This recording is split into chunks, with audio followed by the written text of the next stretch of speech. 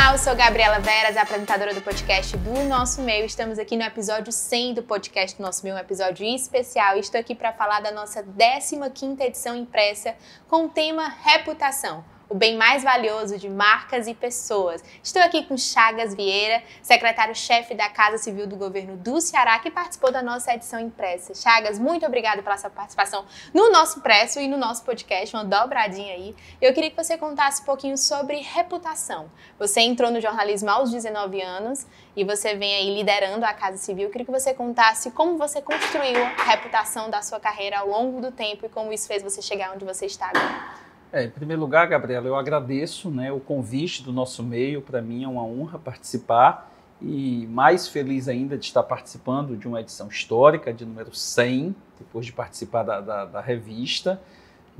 E, na verdade, assim, com 19 anos, eu acho que eu comecei até um pouco antes, viu? Assim, com 19 eu já estava, já, como diz, com carteira assinada já em televisão, mas eu comecei em rádio com 15, em rádio com 15 anos e em televisão com 18 na Jangadeiro, no terceiro semestre de comunicação, e com 19 já estava fazendo programa e tudo mais, e de lá para cá já vivenciei praticamente tudo, nos meios de comunicação, na televisão, em todas as etapas, desde de reportagem, produção, coordenação de núcleo, direção de jornalismo, superintendência, e depois na área pública e governamental, inicialmente cuidando de comunicação e depois passando também para a Casa Civil, já com as atribuições muito mais amplas, muito mais complexas. Mas assim, a reputação, acho que ela é construída ao longo, muito em consequência daquilo que você faz, do trabalho que você faz, do zelo com que você conduz todo esse processo, considerando as pequenas coisas, porque muitas vezes na vida da gente, a gente tende a considerar as grandes coisas, mas para mim toda a reputação ela é conseguida, ela é conquistada, a boa reputação, através de uma série de pequenas coisas que vão se somando e vão solidificando a imagem, vão solidificando uma marca, de forma com que chegue a um determinado patamar. Então, assim, é realmente compreender e dar valor às pequenas coisas, que muitas vezes é nesses pequenos detalhes que podem surgir aí as situações maiores e que podem causar reveses ou podem causar situações positivas para solidificar ainda mais uma imagem.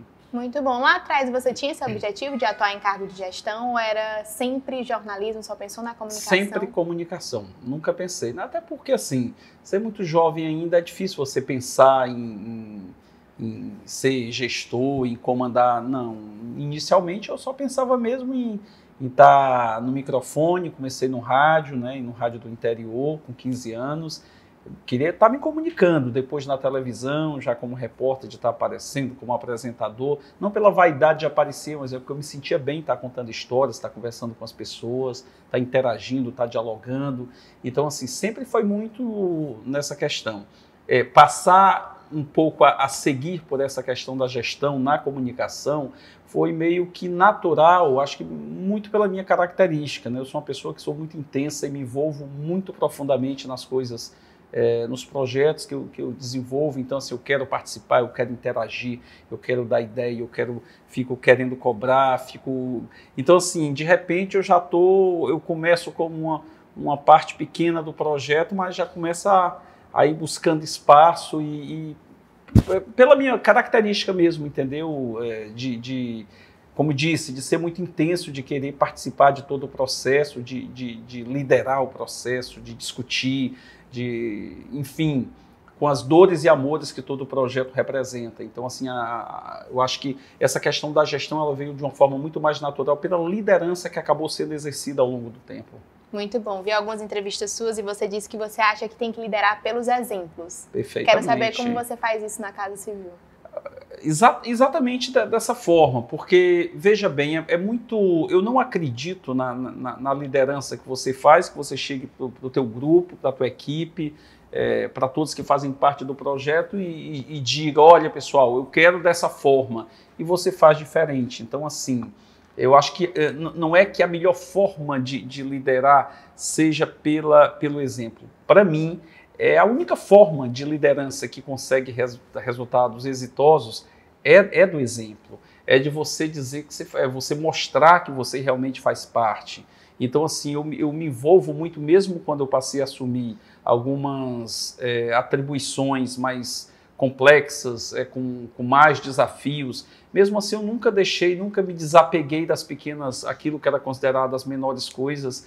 Eu sempre gostei, mesmo quando assumi a Casa Civil do governo, algumas questões que eu tinha de antes da comunicação, que está na minha veia, eu nunca deixei de lado, tá entendendo? Então, assim, eu sempre procurei continuar acompanhando. A equipe que trabalha comigo, tem o Thiago Cafato, que já está comigo há mais de 10 anos trabalhando, está até hoje aqui acompanhando. Ele vê que sempre eu fui muito de estar perto, de estar olhando, de estar... E assim, e mais que isso, de sentir os resultados, positivos ou adversos. Se positivos, para comemorarmos juntos, se adversos, para realmente vermos como revisar alguns processos, mudar algumas rotas de forma a obter resultados melhores. Mas eu sou muito isso, de estar perto, de participar, de dizer, se eu cobro que todos estejam engajados no projeto, eu tenho que estar engajado no processo, de chegar cedo, de sair tarde, de me indignar quando as coisas não acontecem tão bem e de vibrar muito e torcer e compartilhar as alegrias quando as coisas acontecem da forma que a gente espera. Muito bom. No nosso último episódio do podcast, no episódio 99, a gente recebeu o Nelson Villalva, não sei se você conhece, ele é CEO da Agência Nova. E ele participou da nossa primeira edição impressa de Brasília. E ele falou que o ambiente digital, as redes sociais, ela tem riscos, mas também possibilidades. Eu queria saber como você enxerga isso. Quais vocês acham que são os riscos e as possibilidades e oportunidades do ambiente digital? Eu acho, como tudo na vida, não é? Você depende da forma como você encara as coisas. Quando o digital ele começou a ficar mais intenso e mais presente, coincidiu praticamente com o início, eu acredito que com o início do governo, em 2014, 2015, né, embora já vinha de antes, a internet e as redes sociais já vinham de antes, mas ficou uma forma muito intensa a questão, foi muito rápido, assim, foi uma força, uma onda muito forte. E eu procurei me aproveitar da melhor forma possível daquilo. Eu lembro que, aliás, uma característica que eu tenho, assim, eu não me prendo, embora eu reconheça e valorize e potencialize aquilo que é bom e que vem de mais tempo, aquilo que surge como novo e que agrega, eu busco me adequar, busco tirar o máximo proveito daquilo que é colocado. E a época, quando o Facebook, que era a rede que tinha o maior destaque no momento, que hoje já caiu um pouco mais, né? Hoje já tem outras redes que estão se sobressaindo mais, mas o Facebook era muito forte aqui no Ceará. Lembro que eu estava com o governador Camilo, à época, eu era assessor especial de comunicação, e o Facebook ele começou a fazer as transmissões, as lives, era o início de uma ferramenta, e eu lembro que eu cheguei para o governador Camilo, logo que surgiu, eu vi ali uma grande oportunidade.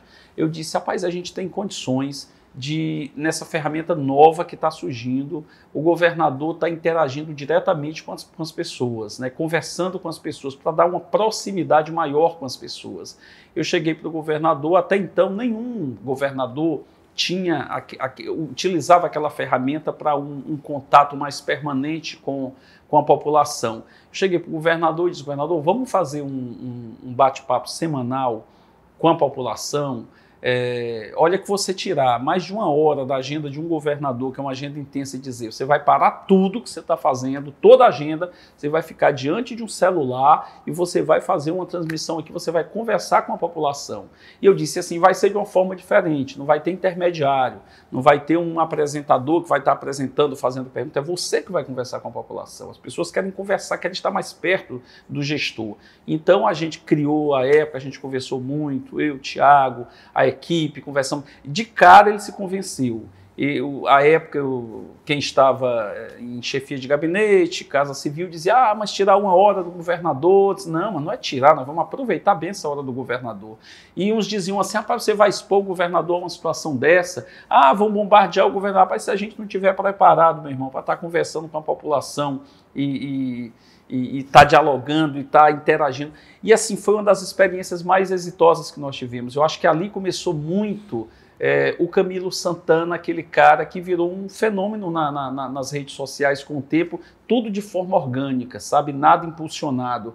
Então ali a gente teve esse bate-papo, que era o bate-papo com o Camilo, a gente fazia às terças-feiras, meio-dia, e o bom é que começou a pegar, e ele conversava com a população, ele brincava, ele tinha perguntas, ele interagia, ele adorava, era um momento que ele passava a conversa, e assim, e isso, na medida em que as pessoas começaram a dar o feedback para ele foi se entusiasmando mais, e chegou um fenômeno tal que os programas de terça-feira que ele fazia, o bate-papo que ele tinha com a população, as rádios do interior, onde muitas vezes não tinha um sinal de internet que chegasse, uma banda larga que chegasse na população, essas rádios começaram a transmitir. Então, quando o Camilo chegava no interior, o pessoal, governador, estou assistindo o seu programa, governador, olha, mande um alô para mim lá, governador. Então, se ele virou, a gente pegou um produto novo que estava surgindo, isso foi até matéria nacional à época, outros governadores começaram a copiar, inclusive o governador da Bahia à época, o Rui Costa, o secretário de comunicação dele, que é um amigo meu até hoje, que é o André Curvelo, que hoje é diretor lá da CNI, foi secretário também do Jerônimo, ele disse, cara, como é que tá aí? Eu disse, rapaz, a gente tá com um produto aqui, que é a conversa com o governador. Rapaz, eu vou aí. Ele veio para cá, ele assistiu a live do Camilo, levou para o Rui Costa lá e na outra semana eu estava já fazendo lá na Bahia com o Rui Costa. E outros governadores foram fazendo. E virou uma febre e usamos muito dessa comunicação também depois com o tempo, ou seja, se aproveitando dessa comunicação em períodos muito adversos, como enfrentamos do motim, das facções atacando e principalmente na pandemia para a gente se comunicar diretamente com a população. Então a gente tinha live todo dia conversando com a população e o governador dizendo, olha, vocês não estão sozinhos, eu estou do lado de vocês. Muitas vezes não tinha algo para anunciar, mas ele chegava e dizia, olha, eu estou tentando conseguir respiradores aqui, não estou conseguindo, mas estou tentando. Nós chegamos a ter lives assim, com números estratosféricos. Se você pegar proporcionalmente um estado como o Ceará, o Camilo chegou a ter algumas lives com simultaneamente quase 150 mil pessoas assistindo no Instagram, numa população, assim, um número muito significativo, 150 mil pessoas de forma simultânea. Tudo que ele lançava era fenômeno. Lançaram produtos durante as lives dele, virou fenômeno. Teve um que lançou um torresmo. Rapaz, eu estou numa crise aqui na pandemia, compre o meu torresmo. Aí o Camilo, na hora, anunciou, o cara teve um boom, saiu até na Veja essa história, na Exame. E aí depois virou o torresmo do governador, o cara começou a ser o microempreendedor com isso. Então, assim, são essas histórias que... Isso tudo se aproveitando da tecnologia. E comunicar aproxima, né? E como você disse, você gosta muito do novo. E dá para notar isso nas suas redes sociais. Você acumula mais de 20 mil seguidores na sua conta no Instagram. Mas a gente está falando de um Ceará com 184 municípios, mais de 9 milhões de habitantes. Eu quero saber como atualmente são as estratégias da Casa Civil para se comunicar com a ponta, né? Você até falou, na época o Facebook era o mais usado. E atualmente, como vocês estão fazendo essa estratégia para conseguir se aproximar dessas pessoas com realidades totalmente diferentes? Intensificando cada vez mais a comunicação. Quando eu voltei para a Casa Civil, retornei há 3 meses, eu fui chefe da Casa Civil de Camilo, depois de Isolda, e retornei agora com o Elmano e senti essa necessidade. Um governo que vinha tendo muitas realizações, mas que eu achava que tinha que chegar a informação de uma forma mais intensa na vida das pessoas, né?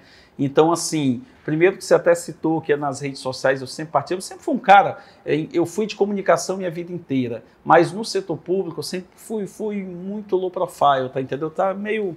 Não queria muito, até porque eu sempre gostei muito de ficar nos bastidores como executivo. Sempre foi esse o meu estilo, até porque tinha muita gente já se comunicando. Quando eu voltei dessa vez agora, eu passei até a me comunicar um pouco mais pela necessidade que existia. Eu achava que o governo naquele momento estava precisando de alguns, digamos, porta-vozes para comunicar, para enfrentar as fake news que estavam se espalhando aí, e aproveitei um pouco da relativa credibilidade que eu tinha para as pessoas acreditarem, e passei a me comunicar de uma forma mais intensa e tem conseguido assim, resultados muito interessantes, embora não seja um número de seguidores, mas é muito, assim, existe uma onda muito forte, cada coisa que posta tem uma repercussão. Nesses últimos 30 dias aí estava chegando a mais de 1,5 milhão de visualizações rápidos, em postagens simples que eu fazia, o que é muito significativo. E no governo, nesse retorno, a gente tem apostado muito nisso, sabe? O Elmano é um cara extremamente inteligente, ele é habilidoso, ele é inteligente, e assim como era o Camilo era um cara muito tímido.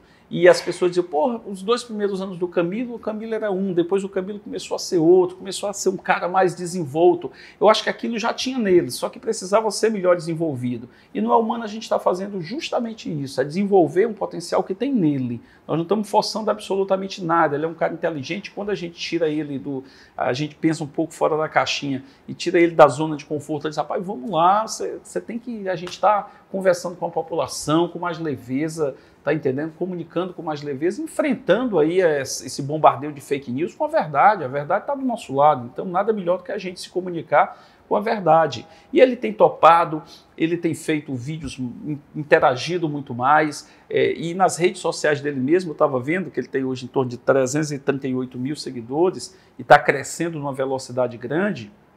Ele vinha tendo uma média de visualizações no mês aí de 8 milhões, 7 milhões e meio. Nesse mês agora já estava batendo 13 milhões e meio de visualizações e vai aumentando a cada dia.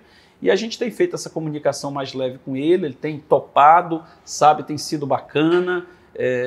Tenho procurado ajudar nesse sentido, temos uma equipe super competente que está do lado ali também ajudando, o pessoal realmente talentoso, e paralelo a isso temos feito uma comunicação institucional saindo um pouco da caixa também. A gente se convencionou no setor público, e eu mesmo quando fui da Casa Civil anteriormente, se fazia campanha a cada 2 meses, a cada 3 meses tinha lá uma campanha, e quando a gente veio agora, a gente criou. Quando eu cheguei me disseram, rapaz, ó, tem muita coisa, aí um bombardeio de informações de coisas que eram realizadas. Pô, então vamos dizer que realmente esse governo não para. E a gente começou nessa onda do governo não para, porque realmente não para. Neste momento que eu estou aqui, várias ações importantes estão acontecendo em todo o estado. Então, vamos potencializar essas informações, vamos otimizar aí essa comunicação para a gente conseguir chegar nas pessoas. E isso está pegando numa velocidade muito rápida. Inclusive aquela música que fica não para. E dali, quando foi para a gente criar aquilo dali junto com toda a equipe, eu cheguei a cantar lá antes, é assim que a gente quer, não para.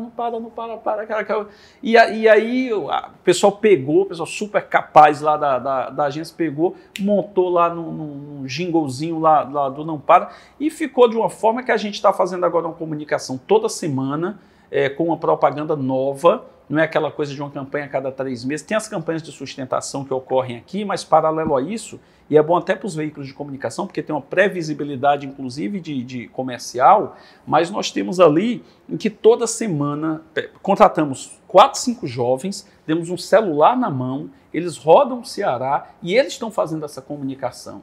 Assim, é muito bacana. Então, quando chega na sexta-feira, chega esse material todo, vai para a agência roda à noite fazendo o balanço da semana, sábado de manhã conclui, sai distribuindo para todos os veículos de comunicação, sábado, meio-dia, você já tem uma propaganda nova. Não para, e vem o que está acontecendo aqui, o que está acontecendo ali, e fica renovando, e isso está contagiando de uma forma que os próprios...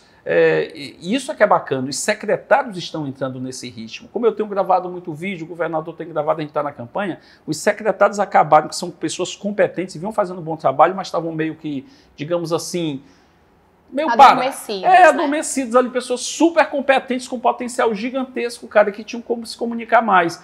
E estava lá, hoje está lá a secretária Elana Estrela fazendo o resumo da semana, está lá o secretário Bismarck lá fazendo seus vídeos, a Luísa Sela fazendo seus vídeos, o Hélio Winston lá da CEINFRA colocando sua bota, indo visitar a obra, e os deputados, todo o pronunciamento que vão fazer, então vamos lá, não para. E aí, hoje eu estava até vendo um vídeo da oposição, do cara da oposição, mas fazendo hora, né, criticando, estão com não para, e aí vai. E vai ser assim. Muito bom, muito bom. Você me parece um homem muito intenso. Você até disse isso em entrevista. Eu visto a camisa mesmo, quando é pra viver, eu entrego tudo. Mas eu penso em momentos de crise. Você até compartilhou em entrevista, né, que muitas vezes você dava esse apoio emocional pro Camilo, né? Porque é muito difícil você não se abalar. Sim. Mas eu quero saber, apesar dessa intensidade, como é que nesses momentos de crise você consegue ter um olhar tão analítico e estratégico? O poder, ele é muito solitário, ele isola muito, entendeu? Então, assim, o governante, principalmente quanto maior for o cargo que ele ocupa, um governador, tem pouquíssimas pessoas que estão ali realmente no entorno dele que ele confia de verdade. Porque assim, são muitos interesses, né, de todos os lados. Então, uns se aproximam com o objetivo A, outros se aproximam com o objetivo... Então, as pessoas que ele passa realmente a ouvir e a seguir, realmente é muito pequeno o grupo ali. E assim, desde que eu comecei a ficar mais próximo do Camilo, a gente não era tão próximo antes, a gente começou a ficar a partir do segundo ano de governo dele, final de 2016, início de 2017, e principalmente nas crises, foi uma experiência muito, muito positiva, sabe? Assim, ao longo da minha vida, eu acho que o trabalho, inclusive, da comunicação, o trabalho que eu fiz em televisão, teve um momento quando eu era no início da minha carreira como repórter, eu fazia um pouco de tudo, né? Então, assim, eu era repórter e fui repórter inicialmente de programa policial, e que muitas vezes à época tinha uma crítica. Hoje as pessoas acham que atingem quando dizem, o cara foi repórter policial. Fui com muito orgulho, fez parte da minha vida e para mim me ajudou muito. Estive muito perto, sabe, das comunidades, da dor das pessoas, conversando, ouvindo, dialogando. E teve um momento que eu fazia reportagens e fazendo um programa que tinha uma audiência gigantesca, que era o Barra Pesada, era uma audiência enorme, e eu era repórter, onde chegava todo mundo em cima, conversando, era uma febre. E teve um momento que eu era repórter, eu estava dirigindo o programa, eu editava, e ainda quando o Nonato saía de férias, ou ficava doente, eu apresentava, então eu fazia um pouco de tudo. Então isso ajudava muito, porque muitas vezes eu ia para a rua fazer reportagem, e voltava para a televisão, fazia a edição do programa. Quando eu fazia a edição e o programa ia ao ar, quando eu chegava lá na rua, eu tinha um feedback imediato. As pessoas diziam, eu me emocionei com isso, isso aqui rapaz, não gostei disso. Puxa vida, eu vi ali, eu tinha esse feedback, começou a me dar um volume de informações muito importante. Eu sempre fui uma pessoa também que acredito muito em números, embora seja de humanas, seja formado em comunicação, mas eu gosto muito de números. Quando eu estava na Jangadeiro, por exemplo, eu criei um grupo de estatística que eu pegava todos os números do Ibope, ficava lá analisando minuto a minuto para onde cada ia, saía a audiência do meu, ia para o concorrente, eu ficava analisando por que ia, em que momento é que ia, e a partir dali eu traçava estratégias de programação para conseguir os resultados desejados. Isso funcionava demais. À época, quando eu era do SBT, a Jangadeiro, das 117 emissoras do SBT no país, a Jangadeiro era a que tinha os melhores resultados do país. Ela era a número 1 das 117. A gente era homenageado lá em São Paulo, no SBT. A partir daí, quando eu saí da Jangadeiro, que aí eu anunciei a minha saída, que foi uma decisão minha época, que já estava há muito tempo, eu fui convidado para outros locais pelo desempenho que tinha tido na Jangadeiro, acabei indo para a Bahia, fiz a mesma coisa, contratei um núcleo de estatística, quis reforçar a equipe técnica, tudo aquilo que um cara de comunicação, geralmente as pessoas não enxergam, vê mais a questão artística. Mas eu sempre acreditei muito nessa questão de perceber os números. E no governo eu sempre também estudei muito pesquisa. Ainda hoje eu me deparo com as pesquisas e fico horas olhando número por número, o público para onde foi, para onde não foi. E nesses momentos de crise, eu acho que toda essa experiência adquirida, ela ajuda muito. Claro que tem a característica da pessoa, tem uma pessoa que consegue se controlar mais diante de uma situação adversa. Graças a Deus eu consigo, nesses momentos mais adversos, conseguir alguns insights, algo que... E nisso eu procuro ajudar, dando a minha opinião, como sempre fiz. E o que mais diferencia, eu diria assim, é porque eu sempre, em todos os momentos, eu fui absolutamente sincero em todas as opiniões que eu dei. Então, assim, no começo, às vezes, choca um pouco quando você chega, porque poucas pessoas têm a coragem de chegar para o cara, para um governador, para um prefeito, e dizer, você está errado, olha, isso aqui não foi legal, isso aqui. E eu nunca hesitei em dizer, obviamente, com todo respeito, compreendendo a liturgia do cargo, enfim, mas eu nunca deixei, em vários momentos o Camilo chegava para mim e dizia, rapaz, olha tal coisa que todo mundo adora, rapaz, eu não achei, cara, que foi legal, acho que assim, poderia ter sido muito melhor se tivesse feito assim, eu acho que era... Assim, eu sempre fui muito de dar ideias e de ser sincero nesses feedbacks que eu dava.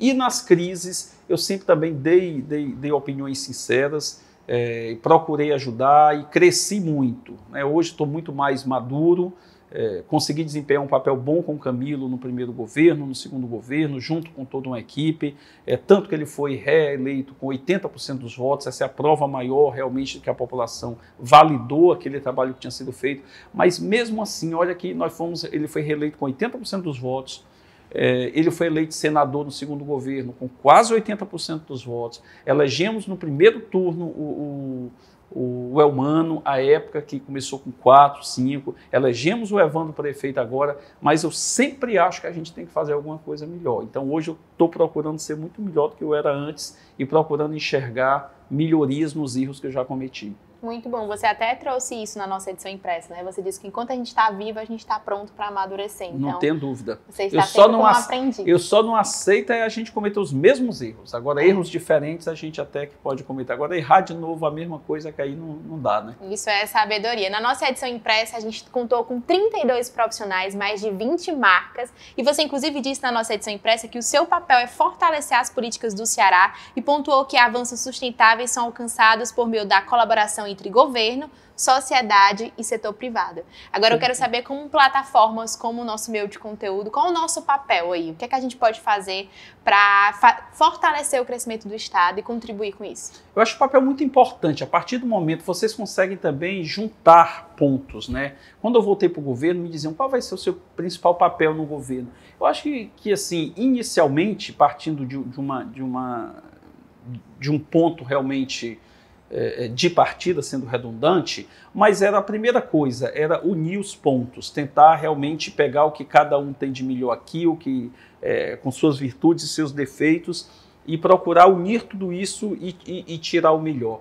Eu acho que o trabalho que vocês fazem de levar uma discussão, de levar pensamentos diferentes, que é importante que haja, todo mundo não tem que convergir para uma mesma ideia. A partir do momento que você coloca pontos diferentes de visão, e questionamentos, e enaltece boas iniciativas, tudo isso acaba contribuindo, inclusive para que a gente saia um pouco da caixa, né? A gente começa a pensar de forma diferente, olhando as experiências exitosas que outras pessoas têm, sabendo que a gente ainda tem muito que melhorar. Hoje mesmo eu participei pela manhã de um evento do LEAD, com um grupo de empresários, em que, assim, se eu for olhar, politicamente temos visões diferentes. Eles têm uma visão, eu tenho outra visão, ideologicamente, algumas questões mas nós, no fundo, nós estamos no mesmo barco e com o mesmo objetivo. Então, assim, cada um na sua área, mas querendo que venha o desenvolvimento, que o Ceará cresça, que novos empreendimentos venham para cá. Porque quando as coisas dão certo, isso é bom para todo mundo.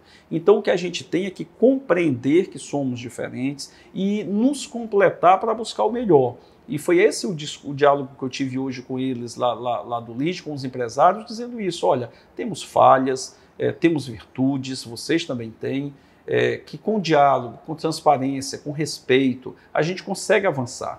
Eu até citei exemplos. Eu estava dizendo que recentemente estive lá recebendo o CEO lá do Beach Park, ele esteve lá na Casa Civil conversando comigo, e aí ele colocava alguns desafios, e a gente eu comecei a ligar para alguns secretários e algumas demandas que ele tinha, e tinha uma que ele disse assim: rapaz, olha, a gente tem ali o Beach Park que tem um terço dos turistas que vêm para o Ceará vão lá para o Beach Park. Você sabia que aquela rodovia que desce ali, aquela pista que desce ali da rotatória, que inclusive nós tínhamos já o governo colocado aquela companhia da Polícia Militar lá em cima, ali na CE 025, e tínhamos duplicado a 025 lá do posto Maluaga, se não me engano, até o Golfville, e o governador Elmano quer fazer depois até lá a prainha. Ele dizia: rapaz, está tudo esburacado, tudo. Você sabia que aquilo é uma CE? E eu confesso que eu não sabia que era uma CE, porque é só um pedaço de pista que entra até o Beach Park. Aí esse rapaz disse: rapaz, pô, vamos recuperar. Ele disse assim: rapaz, depois se recuperar, a gente recupera junto. Então vai o seguinte: você recupera, disse, rapaz, ali fica bacana. Já pensou o intertravado, que ali não fica aquela pista, fica aquela coisa que é mais aconchegante? Então ele disse: já estou cuidando da praça lá embaixo. Se você fizer o intertravado nessa pista que vai da rotatória até lá embaixo, eu faço o paisagismo, combinado? Combinado. Então vamos fazer assim: ligo lá para o meu presidente da CAGES e digo: rapaz, temos um projeto aí de urbanização, tem essa parte de intertravado, vamos fazer esse intertravado. No mesmo dia ele mandou a equipe lá da CAGES, já está sendo feito o projeto, nós vamos fazer todo o intertravado intertravado ali descendo da rotatória, vai ficar um paisagismo lindo ali, tudo iluminado, e a rotatória ali do Beach Park, que leva milhares de turistas todos os dias, vai estar também toda arborizada e mantida por eles. Então, assim, eu estou dizendo que a gente tem que estar muito junto nesse processo, sabe? Não adianta também ficar só no jogo de empurra, achar que isso é culpa da iniciativa privada, isso aqui é culpa do poder público, e um fica no jogo de empurra. Inclusive, lá me coloquei à disposição para a gente, num período, 2, 3 vezes por ano, reunir os grupos lá, os setores, e vamos discutir, levo outros secretários, diz o que está acontecendo, o que não está acontecendo e como melhorar. Muito bom, você contou um pouquinho desse seu passado no Barra Pesada, né? E você é um jornalista, você carrega isso, dá para ver o que você carrega. Mas eu quero saber o que você mantém aceso desde essa época e o que é que você teve que desenvolver com habilidade para aprender a liderar e gerir pessoas. A vida da gente é um processo de aprendizado contínuo, de melhoria contínua. E assim, independente, ou como jornalista, ou como administrador, como economista, como empresário, eu acho que sempre a gente tem que buscar melhorar.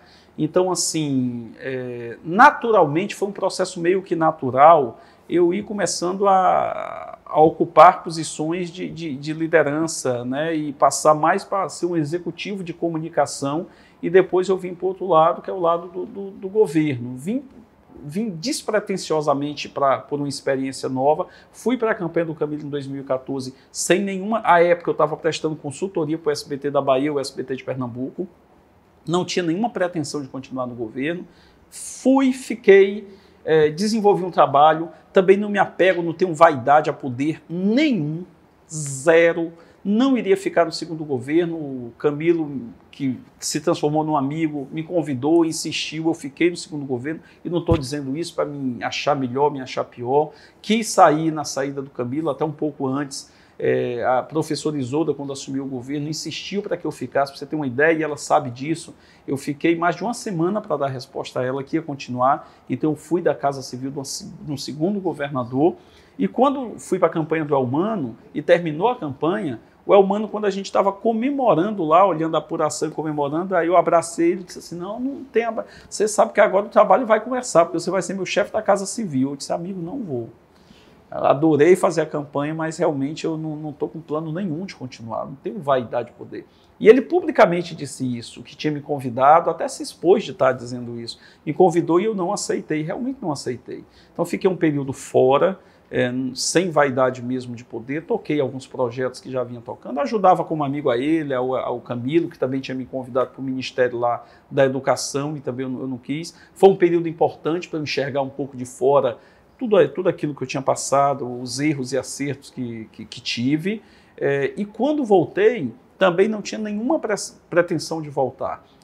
Foi numa conversa depois da eleição que tive com o Elmano, ele tinha feito já um convite um pouco antes, algumas semanas antes, e eu não tinha realmente aceitado de novo, e foi com o Camilo, com o Elmano e com o Evandro, lá em Brasília, no apartamento do Camilo, e o Elmano insistiu, aí o Camilo foi lá e deu opinião, e veio o Evandro, aí vem aquela história de missão que eles gostam de nos dar, é missão.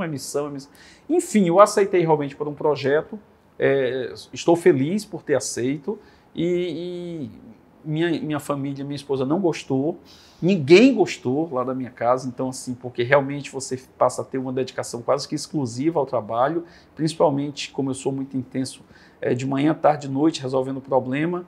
Tiago sofre com isso, porque ele sabe que é sábado, que é domingo, eu vejo uma coisa errada, eu ligo, não tem hora. Ontem ele sabe, foi o feriado do dia 25. Antes de ontem. Antes de ontem, teve o feriado do dia 25, eu liguei para o Tiago, era 5h40 da manhã, né, Luciano? 5h40 da manhã. Bom dia, né? O bom dia foi para... Hoje ele disse assim, ele estava brincando, porque ele disse assim, rapaz, pelo amor de Deus, hoje vai ter a final do Paulista, ele é corintiano. Eu vou acordar um pouco mais tarde, não vai me acordar um pouco mais. Então, assim, eu não queria realmente voltar, mas voltei e depois que voltei, aí eu sou obcecado por resultado, vou trabalhar intensamente, não me permito falhar. Temos que dar resultado, temos que conseguir esses resultados, estamos contagiando todo mundo, vamos puxar todo mundo, já está tendo esse clima, vai melhorar, só são 3 meses. Já tive pesquisa que eu recebi sexta-feira, que eu adoro o número, como eu disse, que em relação a janeiro já houve um crescimento, já um reflexo dessa comunicação intensa e desse trabalho, dessa agenda intensa que o Almano está tendo. Ontem ele disse assim, rapaz, vocês querem me matar, né, rapaz? Eu estou terminando o dia aqui morto de cansado. Eu disse, amigo, mas é compensador, daqui a pouco você se acostuma. É como eu, que agora estou acordando 5h15 para fazer exercício. Mas é isso. Muita disciplina, né? A gente vê muitos órgãos públicos produzindo conteúdo para as redes sociais, né? Você até disse lá no começo que você colocou o Camilo no Facebook, mas hoje em dia isso é muito comum, né? Sim. E eu queria saber quais são as suas inspirações, o que é que você vê que o pessoal vem produzindo de conteúdo, de estratégias consistentes que entregam resultado. Eu me inspiro principalmente no mais simples naquilo que muitas vezes no inimaginável, né? Assim, eu gosto de ler tudo, eu gosto de ver tudo, eu fico o tempo todo em tudo quanto é rede social, eu fico lá e fico olhando experiências, eu sou muito curioso e muitas vezes eu tenho uma mania que minha esposa até fica, às vezes ela fica, rapaz, quem não vai achar que tu é doido? Porque eu tenho 2 celulares, aí eu fico mandando mensagem de um celular para o outro, para eu não esquecer. Tem uma ideia assim, aí eu pego, anota a ideia. Tem vezes que eu faço um texto inteiro do nada. Desenvolvo lá um texto, faço um texto e jogo para outro celular. Algum dia eu vou usar isso aqui, em algum momento. E tem vezes que eu vejo alguma experiência, passando na rua mesmo, vou passando na rua e vejo, rapaz, isso aqui era legal, daria certo. Vou pensar como, aí começa a pensar. Aí chama a equipe e começa a dizer, pessoal, eu estava pensando nisso aqui, vamos amadurecer. Aí pega com as ideias de outras pessoas e as coisas começam realmente a acontecer. E eu acho que é isso, o que motiva, o que é estimulante, é isso, é de você o tempo todo. Agora, uma coisa que eu sempre digo para a equipe, é uma das coisas que eu mais falo, é a gente pensar fora da caixa, é a gente não ficar na mesmice, é não se acomodar, é se incomodar com o erro, sabe? Se incomodar quando a coisa não está dando certo, quando o crescimento... Porque assim, quando eu fico pensando em alguma coisa que a gente lança, e que começa a dar certo, eu me empolgo. E começa a dar certo, eu vou me empolgando e vou melhorando. Mas chega um determinado ponto desse crescimento que eu já começo a ficar meio perturbado de pensar, puta, daqui a pouco vai começar, não vai estar tão... O que eu já vou fazer depois? Então ainda está no auge do crescimento de determinada coisa, eu já estou começando a pensar quando começar a cair, o que eu vou botar para não cair. Porque depois que chega num determinado patamar, não pode mais cair, daí para cima. Então, assim, eu fico o tempo todo e aí a cabeça fica pensando incessantemente. Muito bom. Para encerrar, eu quero saber quais as 3 principais agendas do governo do Ceará hoje. Onde é que você tem dedicado cada vez mais seu tempo, sua energia? Uma das agendas que realmente nós temos nos dedicado de forma muito intensa é a agenda da economia. A gente precisa ampliar as oportunidades de negócios aqui no Ceará para gerar mais emprego e renda para a população, sabe? Nós temos buscado muito, temos feito agendas praticamente toda semana. O governador está em Brasília ou está em São Paulo, a gente fazendo reunião. Agora mesmo vou sair daqui, a gente vai ter uma reunião com o nosso secretário executivo de infraestrutura, vou ter uma reunião com o presidente da ZPE, porque a gente está tentando trazer data centers e trazer também os projetos de hidrogênio verde para o Ceará. Mês que vem a gente vai estar na China, lá visitando algumas empresas de energia e também do polo automobilístico. Então, assim, essa é uma agenda que a gente busca muito. Quando a gente consegue trazer uma grande empresa para cá, a gente vibra. Tem agora o polo automotivo aí do Horizonte, que vai ser uma empresa, uma montadora de multimarcas, que são 400 milhões de investimentos, mais de 9 mil empregos gerados. A gente vibra muito quando isso acontece. Então, emprego é uma pauta extremamente importante, porque quando eu falo emprego, eu falo também você melhorar a qualidade de vida das pessoas e reduzir as desigualdades. E aí vem um segundo ponto, que é aquilo que a gente faz de forma mais imediata com o programa Ceará Sem Fome, que é minimizar o sofrimento daquelas pessoas que estão precisando muito. Por isso que hoje o governo distribui 130 mil refeições diárias para a população que mais precisa. Às vezes algumas pessoas criticam, não fica dando comida, não é para dar o peixe, tem que ensinar a pescar. Sim, mas as pessoas estão morrendo de fome. Daqui a pouco, enquanto a gente está ensinando a pescar, mas vamos dar o peixe enquanto a pessoa não tem o que comer. Essa é uma área. Segundo ponto, que é extremamente importante, é a saúde. E a gente tem conquistado coisas importantes aí com essa descentralização da saúde. Inauguramos um dos maiores hospitais públicos do Brasil recentemente, com 832 leitos. O Hospital Universitário do Ceará, um hospital gigantesco, que começou com cirurgia vascular, com oncologia, então assim, que vai ajudar muito na saúde. A gente tem descentralizado essa saúde para vários hospitais do interior do estado, minimizando o sofrimento dessas pessoas e desafogando um pouco os equipamentos da capital. E por último, a questão da educação, que eu acho que não tem nenhum país e nenhum estado que se desenvolva sem ter uma educação realmente de qualidade. O Ceará é referência na educação e a gente continua investindo muito fortemente, trazendo novos institutos federais de educação, o ITA, que está vindo aqui para o Ceará. E por último, que eu diria, você perguntou 3, mas eu não posso deixar jamais de dizer, porque também está no dia a dia das pessoas, investir fortemente no combate à criminalidade. A violência é uma pauta que é negativa, enfim, que todos os estados hoje sofrem, mas que o governo do estado está agarrado com o problema para enfrentar de maneira muito firme, muito forte essas organizações criminosas e tentar sufocar esse crime, principalmente na parte financeira que movimenta essas facções criminosas, para que o cearense tenha um pouco mais de tranquilidade, porque isso aí realmente, se tem uma coisa que nos faz perder o sono, é quando essa violência vai aumentando. Mas eu repito, temos muita confiança de que vamos enfrentar e vamos superar esse desafio. É isso, Chagas, muitíssimo obrigada. Obrigada pelo seu tempo, pelo seu sim para o Nosso Impressa, pelo seu sim para o podcast. Muito obrigada pelo que você compartilhou aqui. Você é uma inspiração para mim como jornalista, né? Obrigado. A gente vê jornalistas em cargo de gestão, então você é uma inspiração, então que você continue com essa força e determinação. Muito obrigado, parabéns pelo seu trabalho, com leveza, com informação, muito bacana, muito bem informada, estava conhecendo tudo, muito bacana. E parabéns pelo trabalho que o nosso meio vem desenvolvendo. Eu torço verdadeiramente para que vocês cresçam cada vez mais, porque se tem uma coisa que eu percebo muito fortemente nisso, é que vocês são ousados. Eu adoro ousadia. Eu acho que quando você sonha muito, sonhando dentro de uma racionalidade, você consegue chegar mais longe. Então vocês ousam, vocês pensam, vocês imaginam, vocês vão para cima e não tem como dar errado. Muito bom, você enxerga o nosso propósito. O nosso propósito é coragem para mudar e evoluir. Então você que está nos assistindo, continue acompanhando o nosso meio, o nosso Instagram, @onossomeio, nosso portal nossomeu.com.br e, claro, o nosso podcast. Nos encontramos na próxima sexta-feira, no seu, no meu, no nosso Meucast. Vamos aprender juntos? O meio é nosso. Continue no nosso meio.